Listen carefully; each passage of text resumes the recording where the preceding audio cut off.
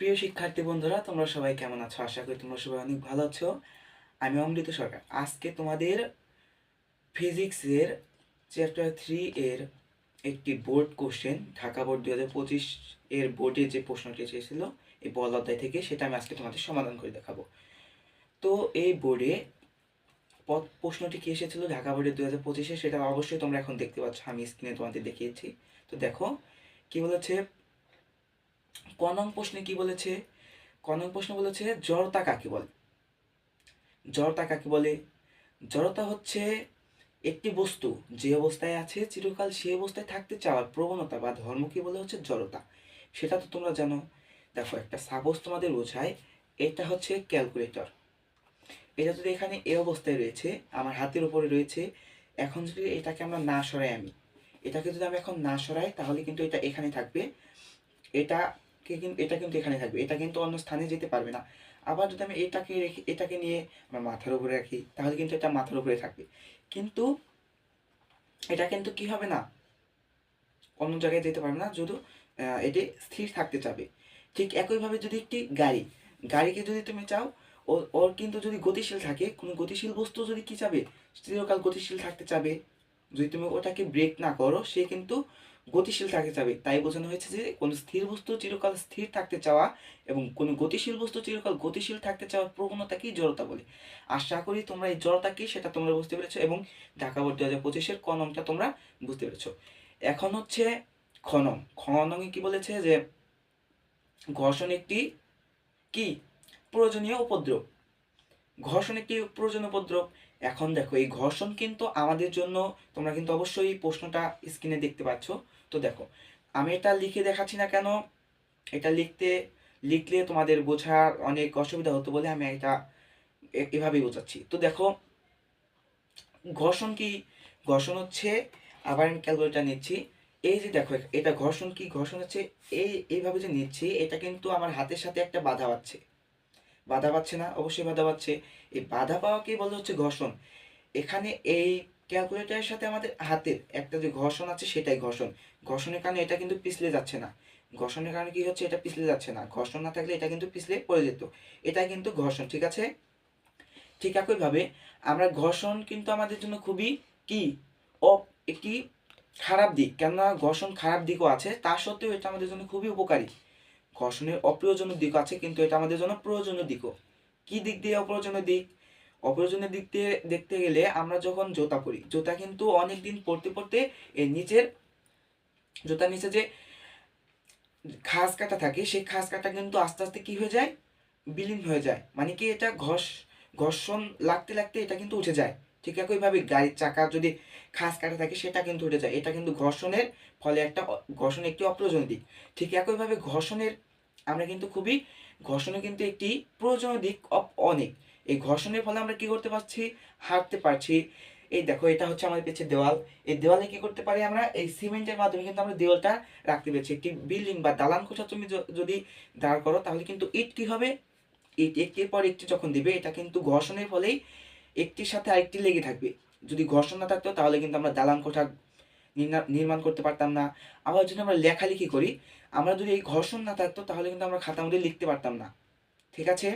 আশা করি ঘর্ষণ কেন এত গুরুত্বপূর্ণ আমাদের জীবনে, সেটা তোমরা বুঝতে পেরেছো। এখন আমি এই গ আর ঘ নং প্রশ্নটি আমি তোমাদের খাতার মধ্যে বোঝাচ্ছি। তো দেখো, আমি এখন গ এবং ঘ নংটি খুব সুন্দরভাবে বোঝাবো ঢাকা বোর্ড 2025-এ। তো বন্ধুগণ, তোমরা দেখো, এটা হচ্ছে ঢাকা বোর্ড 2025-এর মেন কোশ্চেনটা। আমরা কিন্তু জড়তা কাকে বলে, তারপর হচ্ছে ঘর্ষণ একটি প্রয়োজনীয় উপদ্রব, এটাও আমরা বুঝেছি। এখন এটা আর এটা আমাদের হয়ে গেছে। এখন হচ্ছে সংঘর্ষের পরে বস্তুদের মিলিত বেগ নির্ণয় করো। মানে কি, এটা একটা বস্তু, এটা একটা বস্তু। সর্বপ্রথমে তোমাকে কি করতে হয়, একটা উদ্দীপক যদি থাকে, সেই উদ্দীপকটা তোমাকে ভালো মতো পড়তে হয়। তারপরে তুমি কি করবে, একে সৃজনশীল সলভ করবে। কেননা যদি তুমি উদ্দীপকটাই ভালো মতো না পড়ো, তাহলে তুমি কোশ্চেনগুলোর সমাধান কিভাবে করবে। তো দেখো, উদ্দীপকে কি বলেছে, এটা হচ্ছে একটি বস্তু, এটা হচ্ছে আরেকটি বস্তু। এটার ভর হচ্ছে 12 কেজি, এটার বেগ হচ্ছে 10 মিটার পার সেকেন্ড বেগে এটা এগোচ্ছে সামনের দিকে। ঠিক একইভাবে এটা হচ্ছে বি বস্তু, এর নাম হচ্ছে বি, বস্তু ধরা হয়েছে, আর এর ভর হচ্ছে 8 কেজি এবং এর বেগ হচ্ছে 5 মিটার পার সেকেন্ড। এটি 5 মিটার পার সেকেন্ড বেগে কি হচ্ছে, সামনের দিকে এগোচ্ছে। এক সময় গিয়ে এখানে ধরে এদের কি হচ্ছে, সংঘর্ষ হলো। এখানে কি হলো, সংঘর্ষের পর কি হচ্ছে, দুটি একটি বেগ হলো, সংঘর্ষ এখান থেকে গিয়ে বেগ, এটার বেগ 10 মিটার পার সেকেন্ড, এটার বেগ হচ্ছে 5 মিটার পার সেকেন্ড। এখন এই দুটি যদি এখান দিয়ে যায়, এই পর্যন্ত তো এই বেগেই গেল, কিন্তু এটার পর যাওয়ার পর মিলিত সংঘর্ষের পর এটা কিন্তু এগোচ্ছে, এর মিলিত বেগ মানে সংঘর্ষের পর একটি বেগ হবে, এই বেগকে হচ্ছে শেষ বেগ, সেই বেগটা আমাদের বের করতে বলেছে। তো দেখো আমরা কিন্তু জানি ভরবেগ সংরক্ষণশীলতার সূত্রটা কি। তো লেখো, আমরা জানি তারপর আমরা এখানে তো সর্বপ্রথমে আমরা মানগুলোকে লিখে নিই। এখানে লিখবে কি, সুন্দর করে লিখবে, উদ্দীপক হতে আমরা এখানে উদ্দীপক হতে কি কি পাচ্ছি সেটা তোমাকে লিখতে হবে। যে এই বস্তুর আমরা কি কি পাচ্ছি, ভর পাচ্ছি, এবং কি পাচ্ছি, এই ভরকে M1 ধরি বা এও ধরতে পারো, কত, 12 কেজি। এই বস্তুর কি দেওয়া আছে, আদিবেগ দেওয়া আছে, আদিবেগকেও আমরা এই ধরছি, আদিবেগ কত, 10 মিটার পার সেকেন্ড, এটা তো তোমাদের দেওয়া আছে। তারপর হচ্ছে কি বি বস্তুর ক্ষেত্রে এর ভর কত দেওয়া আছে, এ ধরি বি দেওয়া আছে হচ্ছে 8 কেজি, কত দেওয়া আছে, 8 কেজি। আর হচ্ছে এটার ক্ষেত্রে বেগ আছে, বি বস্তুর আদিবেগ এটাকে ধরি বি, এটা বির ক্ষেত্রে আদিবেগ দেওয়া আছে হচ্ছে 5 metre per second, 5 metre per second. ঠিক আছে, এগুলো আমাদের ইনফরমেশন দেওয়া আছে। এখন আমাদের বলেছে কি, বস্তুর কি সংঘর্ষের পরে বস্তুদের মিলিত বেগ। তো মিলিত বেগ বের করার সূত্রটা কি আমরা জানি। এখানে আমরা সরাসরি লিখতে পারি বা লিখতে পারি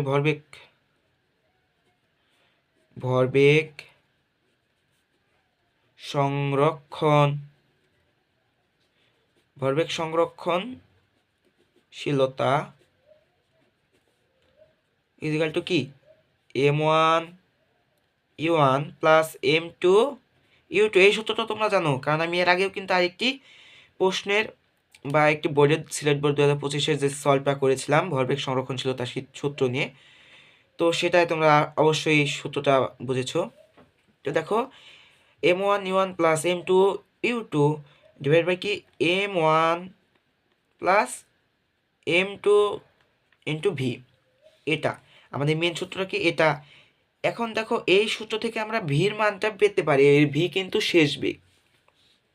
তা আমরা এই কি করব, এই অংশটিকে এই পাশে নেই, তাহলে হচ্ছে M1 প্লাস M2 ইন্টু হচ্ছে কি ভি ইজিক্যাল টু হচ্ছে কি M1 U1 প্লাস M2। এইরকম সাধারণ ক্যালকুলেশন তো তোমরা অবশ্যই পারো। এখন দেখো আমরা যেহেতু শেষ বেগটা বের করবো, মিলিত বেগ, এটা হচ্ছে মিলিত বেগ, এটাকে আমরা এই পাশে নিতে পারি, তাহলে ভিড় থাকলো, এইটাকে আছে গুণ আকারে, যদি এই পাশে যায় তাহলে ভাগ আকার হয়ে যাবে। তাহলে কি হবে, M1 U1 plus M2 U2 divide by কি, M1 প্লাস M2। এটা কিন্তু আমাদের সূত্র। এখন আমরা সূত্র অনুযায়ী আমাদের প্রশ্নগুলো সমাধান করব। তো দেখো আমাদের ইনফরমেশন যা দেওয়া আছে তার ভিত্তিতে আমরা সমাধান করব। তো দেখো আমরা কি লিখেছি, সূত্রটা কি বের করেছি, সুতরাং ভি ইজ ইকাল টু কি, M1, এটা তোমরা চাইলে সরাসরি করে দিতে পারো বা এভাবে করতে পারো। তো দেখো আমি এভাবেই করছি, M1 U1 plus M2 U2 divide by হচ্ছে কি M1 প্লাস M2। এখন দেখো আমাদের M1 ছিল হচ্ছে কি, দেখো M1 ছিল হচ্ছে 12 কেজি, এর আদিবেগ ছিল 10 মিটার পার সেকেন্ড, এটার হচ্ছে কেজি ছিল 8 কেজি, এটা হ্যাঁ বি বস্তুর ভর ছিল 8 কেজি এবং শেষ বেগ আদিবেগ ছিল 5 মিটার পার সেকেন্ড। তাহলে আমার মানগুলো বসাই, এটা হচ্ছে প্রথম বস্তুর ভর ছিল 12 কেজি ইন্টু হচ্ছে আদিবেগ ছিল কত, 10 মিটার পার সেকেন্ড, আর M2 হচ্ছে মানে দ্বিতীয় বস্তুর ভর ছিল হচ্ছে 8 কেজি, আর আদিবেগ হচ্ছে 5 মিটার/সেকেন্ড, ইন্টু হচ্ছে কি m1 12 প্লাস 8। তাহলে দেখো ক্যালকুলেশন করলে কত আসতেছে, এটা যদি আমরা ক্যালকুলেশন করি তাহলে কত আসতেছে, এটাকে যদি আমরা সরাসরি দেখো এইভাবে করতে পারো বা ওইভাবে করতে পারো, তাহলে কত আসতেছে, এটা আসতেছে হচ্ছে 100 কত 160, যেহেতু হচ্ছে কত 20। তাহলে দেখো এটাকে যদি আমরা ভাগ করি তাহলে হচ্ছে 8 মিটার/সেকেন্ড। এটা হচ্ছে আমাদের মিলিত বেগ। দেখো আমরা কি করেছি, এটাকে সূত্র তো তোমরা জানো, আমরা কোন সূত্র থেকে টানলাম, ভরবেগ সংরক্ষণশীলতার নীতি সূত্রটা থেকে। এখন যদি মানগুলো বসে ক্যালকুলেশন করলে এটা পেয়ে যাচ্ছ। তখন লিখবে হচ্ছে সংঘর্ষের পর মিলিত ভরবেগ, মিলিত ভরবেগ সরি মিলিত বেগ বা হ্যাঁ মিলিত বেগ চলে, মিলিত বেগ হচ্ছে কি 8 মিটার/সেকেন্ড। এটা হচ্ছে আমাদের আনসার। আশা করি এটা তোমরা বুঝতে পেরেছো। এখন দেখো আমরা ঘ নং প্রশ্নটি সমাধান করব। ঘ নং এটা কিন্তু আমাদের আনসার হয়ে গেছে। ঘ নং প্রশ্নে কি বলছে, সংঘর্ষটি কি স্থিতিস্থাপক, সংঘর্ষটি কি স্থিতিস্থাপক, গাণিতিক বিশ্লেষণে ব্যাখ্যা করো। স্থিতিস্থাপক মানে কি, এখানে যে সংঘর্ষটি হয়েছে, এখানে একটি সংঘর্ষ হয়েছে, সংঘর্ষটি কি স্থিতিস্থাপক কিনা। এখানে স্থিতিস্থাপক বলতে তোমার যে গতিশক্তি সূত্রটা জানো, গতিশক্তি কি সংঘর্ষের আগে এবং পরে গতিশক্তি কি একই রয়েছে কিনা, মানে সংঘর্ষের আগে এবং পরে গতিশক্তি কি একই রয়েছে কিনা, এটাকে হচ্ছে স্থিতিস্থাপক বলা হয়েছে মূলত। আমরা এখন কি করব, সংঘর্ষের আগের গতিশক্তি এবং সংঘর্ষের পরের গতিশক্তি বের করলে আমরা কি পাবো, আমরা স্থিতিস্থাপক কিনা। যদি সংঘর্ষের আগের গতিশক্তি এবং পরের গতিশক্তি যদি সমান থাকে তাহলে সংঘর্ষটি হবে স্থিতিস্থাপক। আর যদি আগে এবং পরে দুটি ভিন্ন গতিশক্তি হয় তাহলে আমরা বুঝবো এটা স্থিতিস্থাপক নয়। তো আমরা এখন এটা গাণিতিক বিশ্লেষণের মাধ্যমে ব্যাখ্যা করি। আমরা এখন ঘ নং প্রশ্নটির সমাধান করব। ঘ নং প্রশ্নে কি বলা আছে, আমরা আবার ইনফরমেশনগুলো লিখে ফেলি। ইনফরমেশনগুলো হচ্ছে এখানে কি কি দেওয়া আছে দেখো, এখান থেকে কিন্তু আমরা নিতে পারছি মানগুলো। m1 দেওয়া আছে কত, m1 দেওয়া আছে হচ্ছে 12 কেজি, m2 দেওয়া আছে কত 8 কেজি, 8 কেজি। তারপরে হচ্ছে a1 হচ্ছে 10 মিটার/সেকেন্ড, u2 হচ্ছে 5 মিটার/সেকেন্ড, এটা আমাদের দেওয়া আছে। এখন দেখো আমরা কি বের করব, সংঘর্ষের আগে, যেহেতু আমি কি বলেছি সংঘর্ষের আগে এবং পরের গতিশক্তি নির্ণয় করব, তাহলে সংঘর্ষের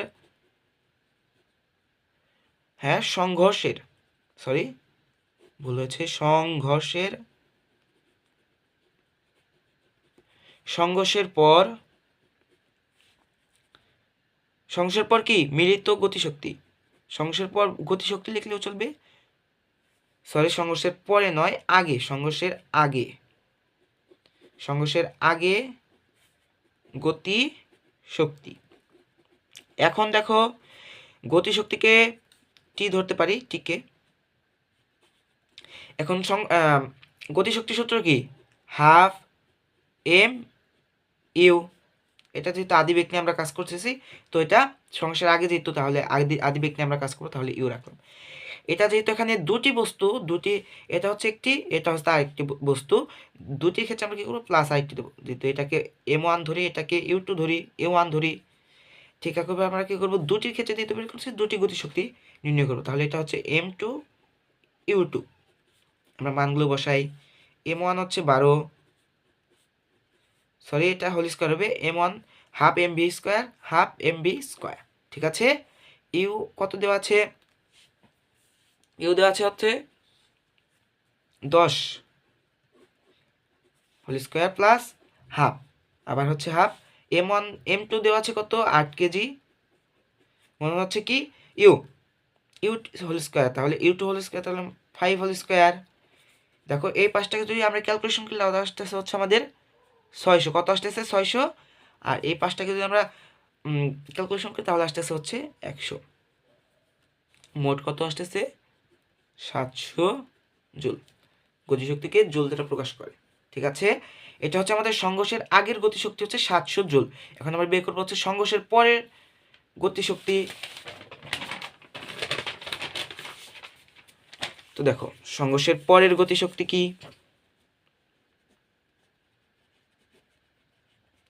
সংঘর্ষের পর গতি শক্তি, সংঘর্ষের পরে গতিশক্তি আমরা ওটাকে ধরেছিলাম T1, হ্যাঁ টিকে ধরেছিলাম, এটাকে টি প্রাইম ধরি, ঠিক আছে। এটার ক্ষেত্রে সূত্র কোনটা হবে, দেখো এখানে কিন্তু বেগ দুটি দেওয়া আছে, কি দুটি দেওয়া আছে, মানে হচ্ছে এটা কিন্তু শেষ বেগের ক্ষেত্রে আমরা কাজ করব, তাহলে হচ্ছে হাফ এম, এম ওয়ানে হবে, আর ভি, ভি তো মিলিত বেগ সংঘর্ষের পরে, এটা হচ্ছে সংঘর্ষ, এটা এটা দুটি সংঘর্ষ হওয়ার পর এটা কিন্তু মিলিতভাবে যাচ্ছে, সেক্ষেত্রে বেগ কিন্তু একটা, মিলিত বেগ কিন্তু আমরা বের করেছি, ঠিক, প্লাস হাফ, আবার হাফ, দুটি বস্তু যেহেতু M2, আর হচ্ছে ভি। এখন দেখো এখান থেকে আমরা হাফ কমন নিতে পারি আর ভিটা কমন নিতে পারি, তাহলে কত আসতেছে M1 প্লাস M2, এটা আসতেছে। তাহলে দেখো হাফ, এই ভির মান আমরা কত পেয়েছি, 8 মিটার পার সেকেন্ড, আমরা কিন্তু আগেই মানটা বের করেছি গতে, মিলিত বেগ যেটা মিটার পার সেকেন্ড। আর M1 হচ্ছে আমাদের কত, 12 কেজি, M2 হচ্ছে 8 কেজি।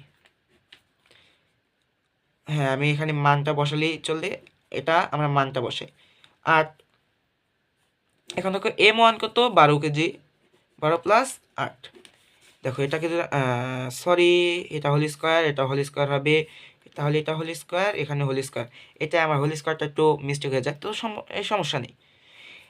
তো দেখো এটাকে যদি আমরা পুরোপুরি ক্যালকুলেশন করি তাহলে আসতেছে হচ্ছে 640 জুল। তো দেখো আমরা টিকে ধরেছিলাম, ওটাকে ইজিক্যাল টু টিকে প্রাইম।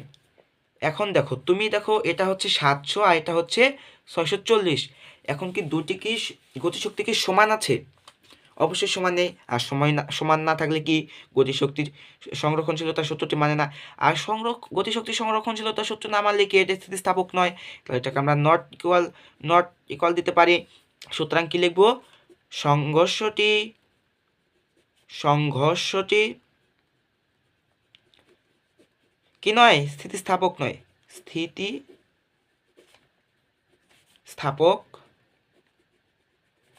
নয়। কেন নয় সেটা তোমরা ব্যাখ্যা করতে অবশ্যই পেরেছো। তো দেখো এটা ছিল আমাদের মেন প্রশ্ন, সংঘর্ষটি কি স্থিতিস্থাপক নয়। এক্ষেত্রে তোমরা কি করবে, এই বস্তু আর এই বস্তুর কি গতিশক্তিটা বের করবে আগে এবং পরে, যদি স্থিতিস্থাপকের কথা উল্লেখ থাকে তাহলে আগে এবং পরের গতিশক্তিটা বের করবে, তাহলে দেখবে যদি আগে এবং পরে গতিশক্তিটা যদি সমান হয় তাহলে সেক্ষেত্রে বুঝবে যে হচ্ছে এটা কি স্থিতিস্থাপক, আর যদি না থাকে তাহলে বুঝবে এটা স্থিতিস্থাপক নয়। বন্ধুরা তোমরা অবশ্যই এই ঢাকা বোর্ড 2025-এর কোশ্চেনটি খুব সুন্দরভাবে বুঝতে পেরেছো, কেননা আমি এমনভাবে বুঝিয়েছি যাতে করে তোমরা খুব সহজে বুঝতে পারো। আর এই জড়তা এবং হচ্ছে ঘর্ষণের মতো কঠিন বিষয়কে আমি খুব সহজে বোঝানোর চেষ্টা করছি তোমাদের কাছে। আর এই ঘর্ষণ কি প্রয়োজনীয় আমাদের জীবনে নাকি অপ্রয়োজনীয়, সেই বিষয় নিয়ে তোমাদের আর কোনো কনফিউশন থাকবে না বলে আমি চেষ্টা করছি বা আশা করছি, কারণ আমি এমনভাবে বুঝিয়েছি যাতে তোমরা খুব সহজেই এগুলো করতে পারো। আর হচ্ছে জড়তা বিষয়টাকে তোমাদের খুব সহজে আমি বিশ্লেষণ করেছি। আর হচ্ছে কি এই মিলিত বেগ, ঘর্ষণ একটি বস্তুর সাথে, সাপোজ এই বস্তুর সাথে এই বস্তু আর এই বস্তু একটি রাস্তাতে আসতেছে, হঠাৎ করে সংঘর্ষ হলো, এই সংঘর্ষ হওয়ার পর অবশ্যই দেখো এটাও এই দিকে যাচ্ছে, এটাও এই দিকে যাচ্ছে, অবশ্যই যদি সংঘর্ষ হয়, যদি সামনের দিকে যাবে অবশ্যই সামনের দিকে যাবে, আর এই সামনের দিকে যাওয়ার পর যে এই দুটি একসাথে যাচ্ছে, এটা যে মিলিত বেগ, সেটা হচ্ছে কি সংঘর্ষের পর মিলিত বেগ। এই মিলিত বেগ কিভাবে নির্ণয় করে সেটাও কিন্তু আমি তোমাদের খুব সুন্দরভাবে বুঝেছি। আর হচ্ছে সংঘর্ষটি কি স্থিতিস্থাপক নয় কিনা, স্থিতিস্থাপক কিনা সেটা তোমরা কি পারবে কি পারবে না, কারণ আমি গতিশক্তি, তুই সংঘর্ষের আগের গতিশক্তি এবং সংঘর্ষের পরের গতিশক্তি যদি তুমি নির্ণয় করো, যদি দেখো আগের এবং পরের গতিশক্তি সমান, তাহলে বুঝবে হচ্ছে কি সংঘর্ষটি স্থিতিস্থাপক, আর যদি সমান না হয় তাহলে বুঝবে হচ্ছে সংঘর্ষটি স্থিতিস্থাপক নয়। তো তোমাদের তো আশা করি তোমরা এই ঢাকা বোর্ড 2025 কোশ্চেনটি খুব সহজে বুঝতে পেরেছো, এবং বল অধ্যায় থেকে যদি এরকম কোনো কোশ্চেন আসে অবশ্যই তোমরা সলভ করতে পারবে। আর আবার বলি, যদি চ্যানেলটির এই ভিডিওগুলো তোমাদের কাছে ভালো লেগে থাকে অবশ্যই ভিডিওতে একটি লাইক এবং কমেন্ট করে তোমার মতামত জানাবে যে কোন রকম ভিডিও তোমাদের জন্য উপকার হবে। এবং হচ্ছে একটি কথা, যে এরকম সুন্দর সুন্দর ক্লাসগুলো উপভোগ করতে অবশ্যই চ্যানেলটি সাবস্ক্রাইব করে রাখবে, এটা কিন্তু তোমরা ভুলে যেও না। আর এটা করতে তোমাদের কত সময় লাগবে? সর্বোচ্চ 2 সেকেন্ড। কিন্তু এই 2 সেকেন্ডের কাজটি আমাদের কাছে কি হবে? অনুপ্রেরণার একটি মাধ্যম হবে। এর ফলে আমরা কি করব? তোমাদের জন্য নতুন নতুন ক্লাসগুলো আপলোড দেব। আর এর ফলে তোমরা কি হবে? উপকৃত হবে। তো তোমাদের সকলকে অসংখ্য ধন্যবাদ পুরো ক্লাসটি দেখার জন্য, এবং তোমাদের সকলের সুস্থতা এবং দীর্ঘায়ু কামনা করে আমি আজকে ক্লাসটি শেষ করছি।